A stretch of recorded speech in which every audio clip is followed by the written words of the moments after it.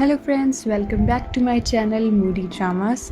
और आज के इस वीडियो में हम बात करने जा रहे हैं episode number 3 of drama once upon a small town. और इसके तीसरे एपिसोड की शुरुआत में हमें दिखाया जाता है कि जो एक लड़का है वो पकड़ा जा चुका होता है और डॉक्टर साहब से पूछा जाता है कि आपके घर से कोई चीज़ चोरी हुई है, जिसमें वो कहता है कि मुझे पता नहीं, पर जो चीज़ें बरामद हुई हैं उनमें से कोई भी चीज़ मेरी नहीं है।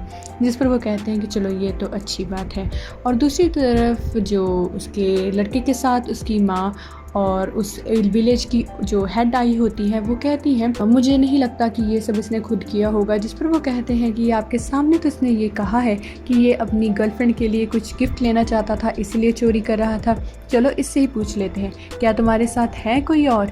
जिस पर वो कहता है कि नहीं, मैं अकेला हूँ। सभी का ध्यान डॉक्टर साहब की तरफ जाता है और वो कहता है कि अब मैं चलता हूँ। तो वो जिस पर चीफ कहता है कि आपको भी अपनी स्टेटमेंट लिखनी होगी क्योंकि ये आपके घर से मिला है कि आपके घर पे ये दाखिल हुआ था और जो भी आपने लिखना हो। जिस पर वो हाँ कहकर वहाँ पर खड़ा हो जाता है। और दूसरी ओर जो हमारे इस विलेज की जो हेड होती है वो आ जाती है, हमारी महिला मंडल वाली, और वो कहती हैं कि हाँ, मुझे अब पता चला हमारे यहाँ पर चोरियाँ कर कौन रहा था।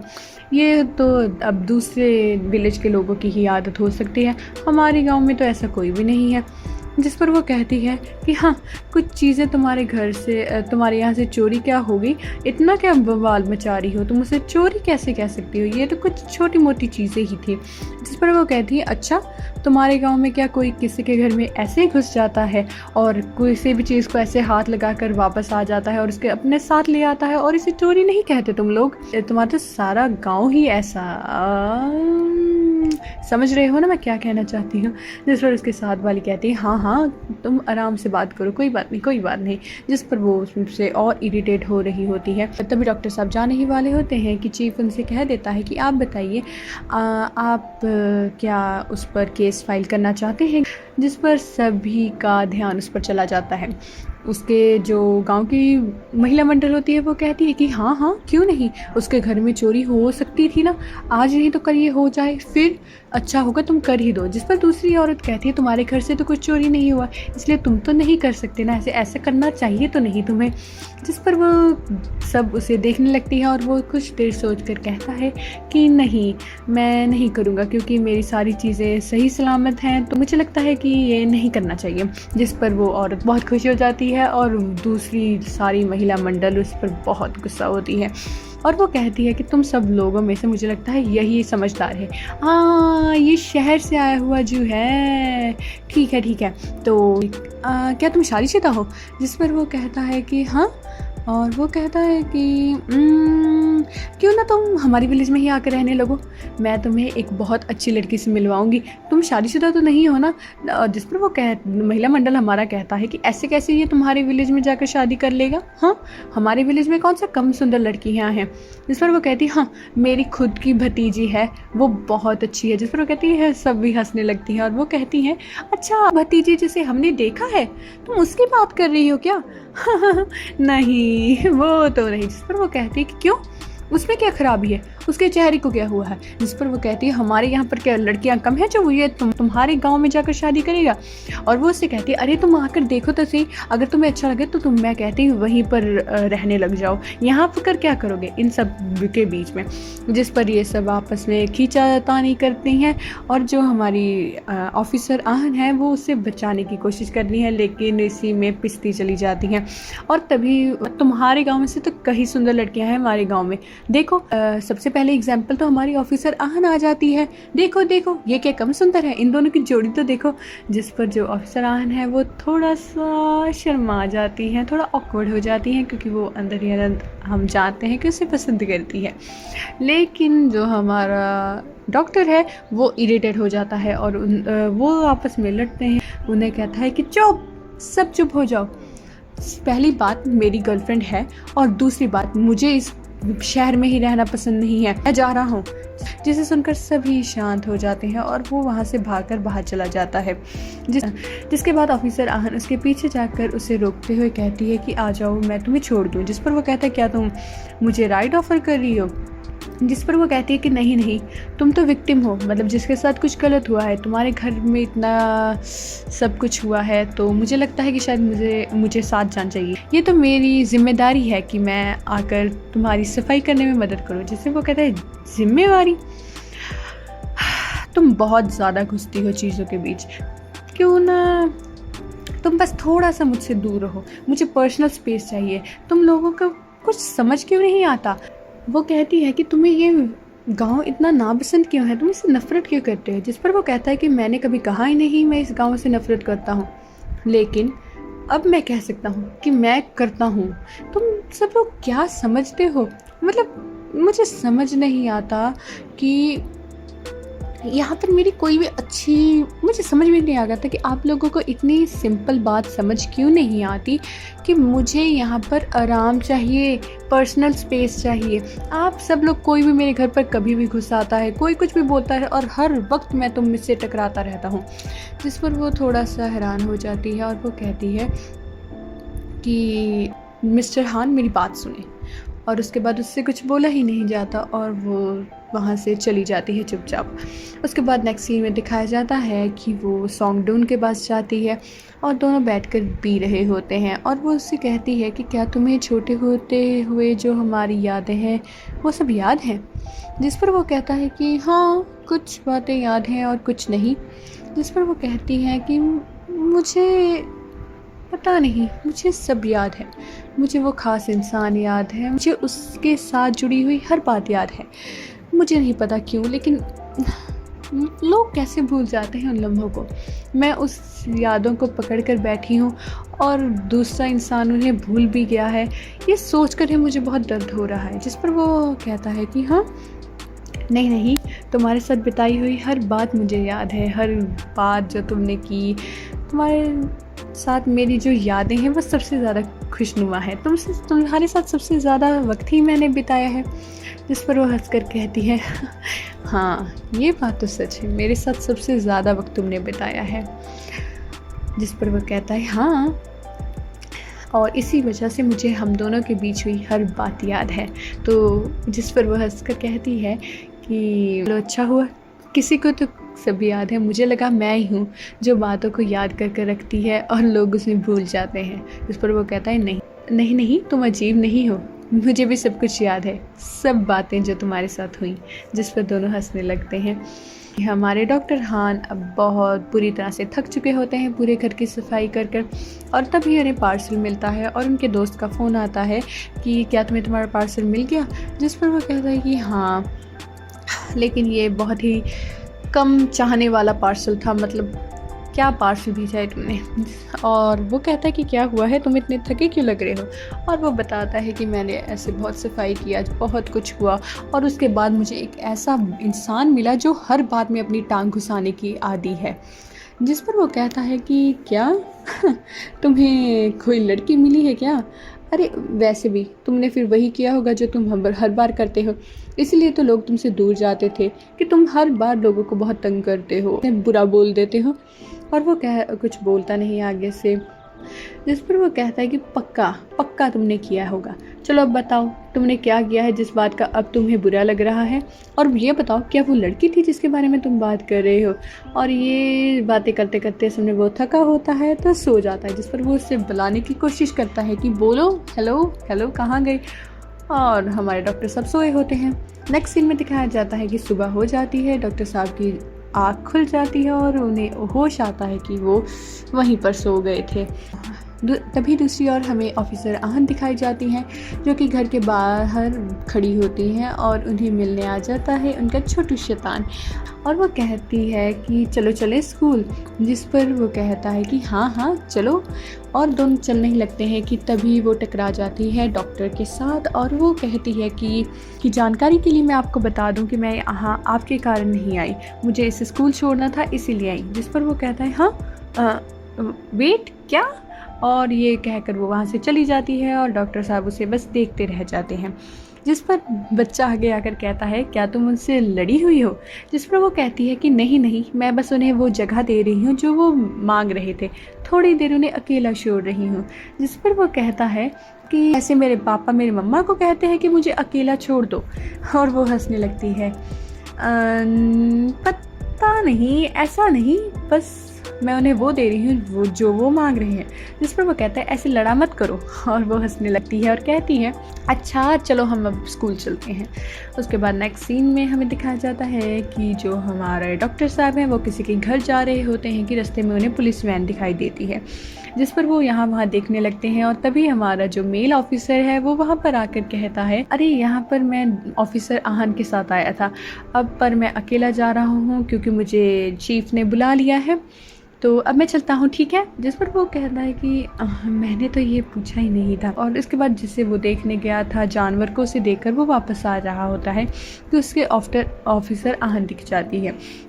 और दिखाया जाता है कि ऑफिसर आहन जब वहाँ से निकलने वाली होती है कि उस विलेज की जो हेड है वो फिर से वहाँ पर आकर उसे कहती है कि तुम यहाँ क्या कर रही हो। जिस पर वो कहती है कि नहीं कुछ नहीं, मैं बस उस छोटे बच्चे का हालचाल पूछने आई थी।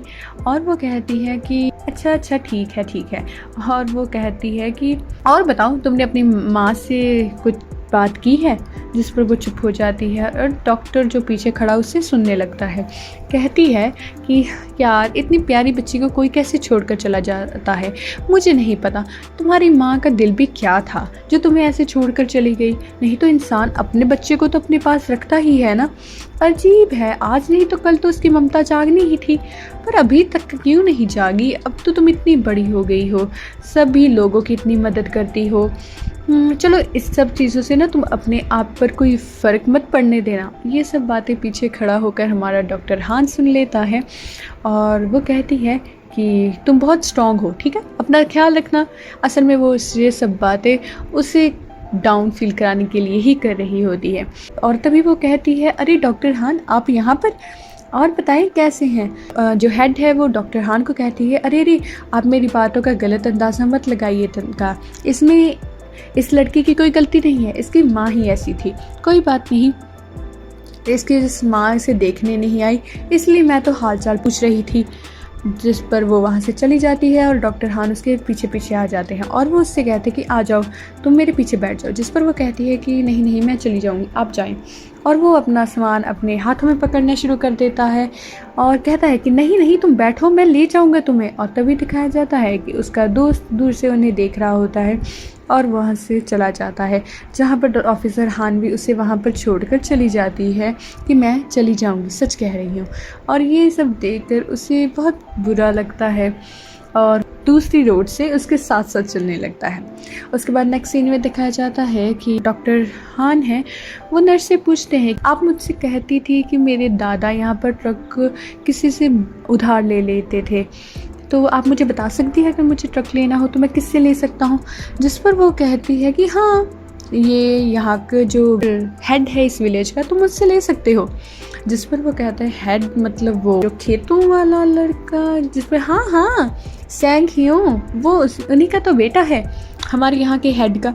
जिस पर वो कहता है अच्छा ठीक है। और तभी वो देखता है कि अरे इस कुत्ते ने कब खाना शुरू कर दिया। जिस पर वो कहती है हाँ अच्छा ये तो इसने पहली बार खाया है। वैसे भी धीरे धीरे इंसान को अपनी जगह के हिसाब से खुद को बदलना ही पड़ता है। चलो ये तो अच्छा हो गया।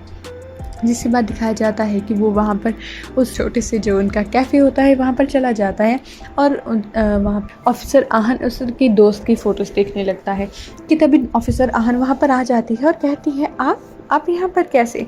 जिस पर वो कुछ बोलने ही वाला होता है कि और कोई पीछे से आवाज़ लगाता है जय यंग तुम यहाँ आ गई। और वो होती है हमारी महिला मंडल। जिस पर वो कहती है कि जी हाँ अच्छा तुम अपने साथ एक मदद को भी लेकर आई हो। और वो कहती है नहीं मैं तो यहाँ पर अकेली। जिस पर वो उसे टोकते हुए कहती है अच्छा तुम दोनों जल्दी काम पर लगो, बहुत काम है, चलो जाओ। और वो दोनों काम पर जुट जाते हैं। वहाँ पर फल लगे होते हैं, उनको कवर करना होता है। जिस पर जो हमारा डॉक्टर साहब है उसे वो आता नहीं है, तो हमारी ऑफिसर उसे जा करके सिखाती है और कहती है कि मुझे आपसे कुछ कहना था कि जो आपने आज सुबह सुना प्लीज़ किसी को बताइएगा मत, क्योंकि अगर इन्हें पता चल गया तो हमारी महिला मंडल बहुत लड़ाई करेगी। जिस पर वो कहता है कि मैं इतना फ्री नहीं हूँ यहाँ की बातें वहाँ और वहाँ की बातें यहाँ करने के लिए, मुझे गॉसिप करना पसंद नहीं है। जिस पर वो हंसकर कहती है, हाँ हाँ मुझे याद आ गया, तुम्हें तो ये इस विलेज से ही कोई मतलब नहीं है। और ये सुनकर वो फिर थोड़ा अजीब महसूस करता है और वो कहती है कि हाँ कहीं अब ये बात काम करना भी तो कहीं तुम्हारी पर्सनल स्पेस को ख़राब तो नहीं कर रहा। जिस पर वो कहता है कि मुझे माफ़ कर दो, मुझे लगता है कि कल मैंने शायद ज़्यादा ही बोल दिया था, मुझे इतना बोलना नहीं चाहिए था, मैं थोड़ा इमोशनल हो गया था, पर मेरा ऐसा कोई मतलब नहीं था। जिस पर वो कहती है कि अच्छा बात सुनो, मैं ऐसे नहीं कह रही, पर अगर किसी भी चीज़ की तुम्हें ज़रूरत हो या किसी भी चीज़ में कोई मदद चाहिए ना, तो तुम मुझे कह सकते हो, तुम मेरे पर रिलाई कर सकते हो, मैं तुम्हारी हर चीज़ के लिए मदद कर सकती हूँ। जिस पर वो कहता है अच्छा, और तुम किस पर रिलाई करती हो, तुम किसके पास जाती हो जब तुम्हें ज़रूरत होती है। जिसे सुनकर वो थोड़ी हैरान हो जाती है और उसके बाद वो बात को पलटता हुआ कहता है कि अच्छा इन्हें ऐसे कवर करना है ना। जिस पर वो हाँ कहकर वहाँ से चली जाती है और ये सब हमारा महिला मंडल दूर से देखता है और वो कहती है अरे इन दोनों की जोड़ी कितनी सुंदर लगती है ना, देखो तो सही उन दोनों को, कैसे वो उन्हें उसे कवर करना सिखा रही है। जिस पर वो हमारी महिला मंडल की तीसरी मेंबर कहती है नहीं इसकी जोड़ी तो हमारे जो सैंग है इसके साथ ही अच्छी लगती है। और जिस पर वो कहता है हाँ इसे को फिर कुछ कर भी ले, अगर ये ऐसे उससे दूर रहेगा तो उसे कोई और ले जाएगा, फिर बैठा रहे ये। जिस पर वो कहता है आप ऐसा कहना बंद करेंगी, हम दोनों सिर्फ अच्छे दोस्त हैं और वो मुझ पर इंटरेस्टेड भी नहीं है, तो आप ऐसा मत कहें। वैसे भी वो बहुत बिज़ी रहती है पूरे गांव का ध्यान रखने के लिए, सो उसके बाद इतना टाइम नहीं है कि वो इन सब बातों में पड़े। जिस पर हमारी महिला मंडल की हेड कहती है अरे भाई एक उम्र के बाद ना सब कुछ अच्छा लगने लगता है, अब उसकी वो उम्र है कि उसे कोई मिला तो वो खुशी खुशी उसके साथ चली जाएगी और वो गाँव छोड़कर ही चली जाए उस शहर वाले लड़के के साथ। जिस पर वो थोड़ा सा बुरा महसूस करता है और उसकी माँ कहती है कि अरे उसकी ऑलरेडी कोई गर्लफ्रेंड है, उसने कल बताया तो था। जिस पर वो कहती है अरे वो शादीशुदा के मंगेतर तो नहीं है ना, है तो सिर्फ गर्लफ्रेंड बॉयफ्रेंड, वो तो टूट भी जाता है, अगर कोई इतनी अच्छी लड़की को कैसे छोड़ देगा। हमारा सैंग यंग है वो बहुत बुरा महसूस करता है।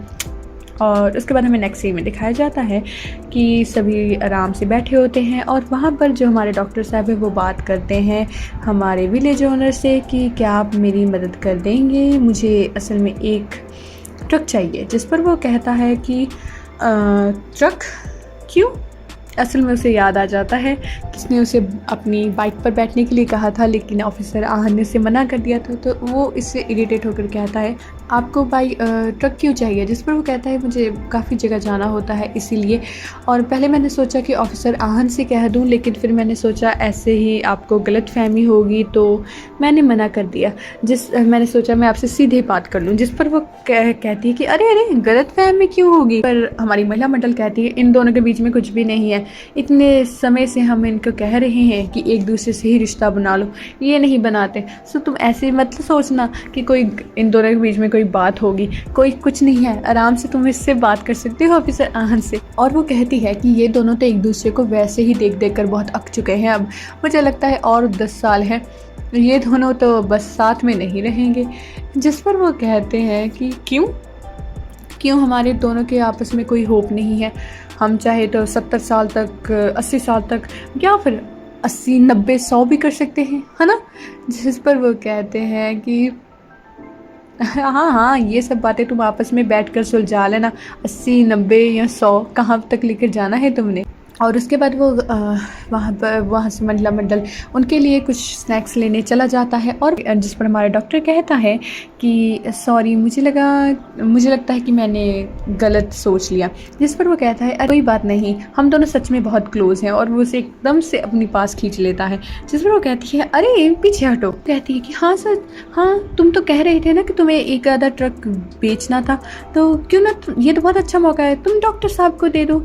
जिस पर वो कहता है मैंने कहा था। जिस पर वो कहती हाँ तुमने कहा था। और डॉक्टर साहब सभी ट्रक्स को देखने लगता है और वो देखने लगती है। तभी सैंग यंग कहता है कि तुम आज दूसरे गांव गई थी, जिस पर वो कहती है हाँ, मैं असल में उस लड़के को देखने गई थी। और वो कहता है कि हाँ, और वो कहती है तुम्हें कैसे पता, जिस पर वो कहता है मेरे वहाँ पर कुछ काम था इसलिए मैं वहीं था। तो वो कहती है कि फिर तुमने मुझे पिक क्यों नहीं किया, जिस पर वो कहता है क्योंकि मुझे काम था। और वो कहता है कि तुम वहाँ इससे मिली थी है ना, जिस पर वो कहती है कि हाँ। तो वो पूछता है कि क्या हुआ तुम दोनों के बीच, जिस पर वो कहती होना क्या था, हम दोनों साथ में नहीं गए थे, वो तो वहाँ पर हम अचानक से एक दूसरे को मिल गए और तो कुछ भी नहीं हुआ।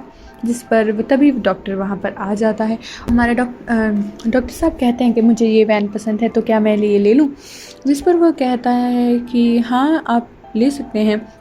और वो कहता है कि वैसे भी मैं जितने दिन के लिए यहाँ पर हूँ तब तक मैं इसे इस्तेमाल कर लूँगा और मेरे जाने के बाद मेरे दादा इसे इस्तेमाल कर लेंगे। वैसे भी वो अब ओल्ड हो गए हैं तो मुझे लगता है कि ये उनके लिए काम की चीज़ होगी। तो वो कहता है कि अच्छा तो आप बताओ आप कितने में बेचना चाहते हैं। तो जो सैंग है वो कहता है कि अभी मुझे किसी भी पैसे की ज़रूरत नहीं है, सो मेरे पास कोई कारण नहीं इसे बेचने का, तो अगर मुझे अभी इसे बेचना हो तो मैं इसे थोड़ा सा महंगा बेचूंगा। वो कहता है हाँ। और तभी वो कहता है कि अगर तुम्हें कोई जल्दी नहीं है तो तुम किसी और जगह से ख़रीद सकते हो। जिस पर ऑफिसर हान उसे गुस्सा होकर कहती है अरे ये पता है कितनी पुरानी चीज़ है, सदियों से यहाँ पर पड़ी हुई है ये, और अब तुम इसके इतना महंगा प्राइस लगाओगे क्या, और तो और इसकी माइलेज भी नहीं है उतनी, इसलिए तुम ऐसे नहीं लगा सकते इसका प्राइस। जिस पर वो कहता है कि मेरी इससे अटैचमेंट थी। जिस पर वो कहती है कि अटैचमेंट, तुम्हें इससे क्या प्यार था, तुमसे ज़्यादा तो इसे इसके तुम्हारे बाप ने चलाया है, इसीलिए तुम ये नहीं कह सकते। जिस पर वो उससे धीरे से कहती है कि पहली बार हुआ है कि ये खुद से मदद मांगने आया है और तुम यंग मैन एसोसिएशन के प्रेसिडेंट होने के बावजूद ऐसे एक्ट करोगे, तुम उसे सपोर्ट करने की जगह उसे और ख़राब कर रहे हो। इससे भी इसने आज हमारी इतनी मदद की। जिस पर वो कहता है कि उससे कहता है कि वैसे भी इसने आज सिर्फ 3 पेड़ को ही कवर किया है तो उससे हमारी कोई ज़्यादा मदद नहीं हुई, और तुम बताओ तुम इसकी इतनी मदद क्यों कर रही हो जबकि ये अच्छे से बोलता भी नहीं है लोगों के साथ। जिस पर वो कहती है कि मैं तो वैसे भी विलेज के हर आदमी के मसले में पड़ जाती हूँ, तो ऐसा कोई बात नहीं है, ये तो वैसे भी इस विलेज का आदमी ही नहीं है, तो तुम इस गांव के आदमी की सपोर्ट करो ना, बाहर के इंसान की क्यों कर रही हो। जिस पर वो कहती है अच्छा तुम चुप करो और चुपचाप इसे 5 मिलियन में बेचना। जिस पर वो कहता है कि है, और वो मना करने लगता है। तो तभी वो उसके पास चली जाती है और कहती है कि कोई बात नहीं, यहाँ से 2 गांव छोड़कर आगे एक गांव है जहाँ पर कि बहुत बढ़िया सेकंड हैंड कारें मिलती हैं, तो मैं तुम्हें वहाँ पर ले चलूँगी और वहाँ पर तुम एक कार ले लेना, ठीक है। वैसे भी मैं उस जगह के मालिक को जानती हूँ, तो वो इस चीज़ में तुम्हारी काफ़ी मदद कर देंगे, तो अच्छा होगा अगर मैं तुम्हारे साथ चलूँ तो। और तुम्हें पता है उनके पास एक ऑफ़र है कि वो कम दाम में देते हैं कारें, अगर लेने वाले मैरिड कपल हों, तो हम दोनों शादीशुदा होने का नाटक करेंगे और तुम वहाँ से कार ले लेना। जिस पर वो हंसने लगता है और जो उसका दोस्त है वो इरिटेट होता है और वो कहता है ठीक है, अगर तुम्हें इतनी अर्जेंटली ये चाहिए थे तो मुझे पहले बता देते। अच्छा तुम्हारी खातिर मैं नुकसान झेलने के लिए तैयार हूँ और मैं इसे बेच दूँगा सिर्फ 5 मिलियन में, ठीक है अब। जिस पर वो खुश हो जाते हैं और जिस पर वो कहता है कि मुझे लगता है कि मुझे वहाँ से अगर सस्ते में मिल रही है और थोड़ा सा नाटक ही करना है तो क्यों ना मैं नाटक करके सस्ते में ले लूँ, कितना बढ़िया होगा ना। जिस पर वो कहता है अब बंद करो ये सब बातें, ठीक है 4 मिलियन में बेच देता हूँ, अब इसके बाद ये नाटक करने की बात मत करना, शादीशुदा बढ़िया है, शादीशुदा का नाटक करने वाले। वैसे भी ये हमारे गांव के जानवर के लिए अच्छा होगा अगर आप टाइम पर वहाँ पर पहुँच जाएंगे। जिस पर वो हंसने लगता है और वहाँ से गाड़ी लेकर चला जाता है और दोनों बैठ जाते हैं एक साथ। और वो कहती है कि अब बताओ मुझे क्या कर रहे थे तुम ये। जिस पर वो कहता है क्या, मैंने तो कुछ नहीं कहा। जिस पर वो कहती हैं ये डर लग रहा है कि कहीं मैं उसके ज़्यादा क्लोज ना हो जाऊं। जिस पर वो कुछ बोलता नहीं और वो कहती है कि अरे तुम तो थोड़ा सा भी नहीं बदले, अब हम छोटे बच्चे थोड़ी रहे हैं, तुम तो बच्चे ही हो। तुम्हें पता है मैंने तुम्हें एक बार अपने एक सीक्रेट फ्रेंड के बारे में बताया था जिसे मैं गर्मी की छुट्टियों में मिली थी जब हम 12 साल के थे। जिस पर वो इरिटेट होता है, हाँ तो वैसे भी तुम उसके बारे में सारा दिन बात करती थी, सीक्रेट फ्रेंड मुझे नहीं पसंद। जिस पर वो कहती है कि असल में वो सीक्रेट फ्रेंड यही था, और जिस पर वो हैरान हो जाता है और वो कहता है क्या, इसी वजह से तुम उसके हर बार पास जाने की बात करती हो, और इसी वजह से कल रात को वो तुम पुरानी यादों और यादें हमें हैं उसे याद नहीं है, ये सब बातें कर रही थी। मुझे लगा तुम अपनी माँ की बात कर रही हो। जिस पर वो कहती है कि अरे मैं इसी की बात कर रही थी कि मुझे वो 12 साल वाली, मुझे वो बात याद है जब हम 12 साल के थे, लेकिन इसे नहीं, और मैं इसलिए कह रही थी। लेकिन अब उस बात को बहुत समय हो चुका है, और वैसे भी तुम ये सब देख ही सकते हो अब जो हुआ है। उसके बाद मैंने सोचा है, पहले तो मुझे बहुत गुस्सा आया, लेकिन अब मैंने सोचा है कि क्योंकि मैं अकेली हूँ जिसे वो सब बातें याद हैं, तो मैं भी उन बातों को भूल जाऊँगी। वैसे भी ये कुछ समय के लिए यहाँ पर है, तो मैं चाहती हूँ कि ये यहाँ पर अच्छे से रहे और अच्छी यादें लेकर यहाँ से जाए, और कोई बात नहीं है। तो तुम ऐसे बुरा मानना बंद करो और खुश रहो। जिस पर वो थोड़ा सा शांत हो जाता है, और वो कहती है कि बस अब बच्चों की तरह छोटी छोटी बातों पर मुंह बनाना बंद करो, समझ आई। और ये कहकर दोनों हंसने लगते हैं और खुश हो जाते हैं। और यहीं पर हमारा ये एपिसोड ख़त्म हो जाता है। अब इसके बाद हम इसकी आगे की कहानी नेक्स्ट एपिसोड में देखेंगे। See you in the next video, bye bye.